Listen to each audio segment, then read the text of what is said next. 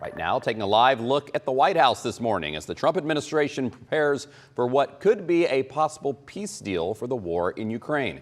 It comes as concern across Europe grows amid President Trump's meeting with Russia's Vladimir Putin. The historic summit is just days away, but without Ukraine at the table. Here's ABC's Johnny Fernandez with the details.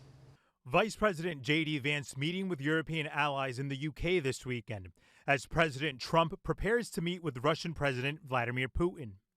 A U.S. official tells ABC News the talks produced significant progress toward President Trump's goal of bringing an end to the war in Ukraine. Ukrainian President Zelensky, who will not be at the summit, held a flurry of calls with European leaders on Saturday. Zelensky warning everyone can clearly see Putin's tactics. He fears sanctions and is doing everything to bail on them. He wants to gain territorial spoils for the second time already.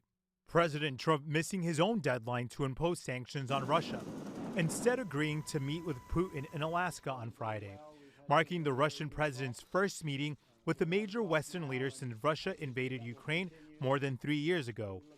President Trump has suggested a peace deal would involve exchanging territory. There'll be some swapping of territories to the betterment of both. French President Macron saying the future of Ukraine cannot be decided without the Ukrainians. The Wall Street Journal reports Europe and Ukraine have presented their own peace plan to top U.S. officials. It stipulates that ceding any land must be backed by ironclad security guarantees, including potential NATO membership for Ukraine. The plan also rejects Russia's proposal to hand over Ukrainian-held parts of the Donetsk region, according to the Journal. Although Zelensky will not be at Friday's summit, President Trump says that he remains open to a trilateral summit with Putin and Zelensky. Johnny Fernandez, ABC News, New York.